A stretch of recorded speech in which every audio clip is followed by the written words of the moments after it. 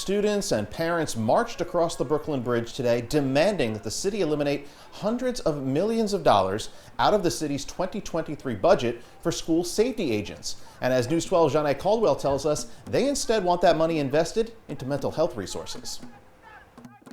Police being the first thing that you see once you enter the schools is not what we want, and going through metal detectors is not what we want. We want a better school environment for students to go. Jocelyn Palafox is a high school senior who says seeing school safety agents and metal detectors makes her school feel like a prison. I have seen encounters where police have arrested students. That doesn't show a student that they have care for in schools, that they're not cared for, that they're not loved in schools. She joined dozens of students, parents, and organizers today, marching from Brooklyn to City Hall. What do we want? Police-free schools! What do we want? Demanding police-free schools. The ask is that $450 million that goes into police in schools be taken out of this year's budget. Young people are going in the right direction in terms of asking for a safe environment, a non-militarized environment. The students say the city's budget includes funding for 4,000 school safety agents, which could instead go towards hiring more social workers and school counselors. I think counselors will help de-escalate more situations than cops ever will,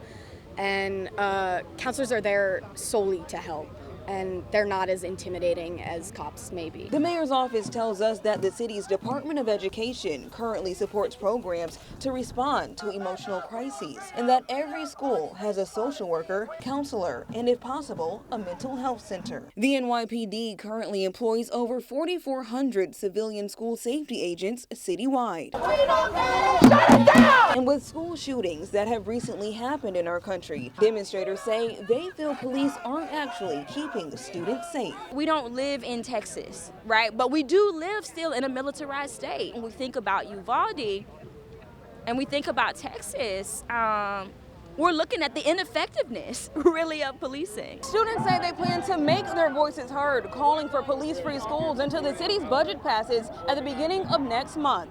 For now, in downtown Brooklyn, Janae Caldwell, News 12.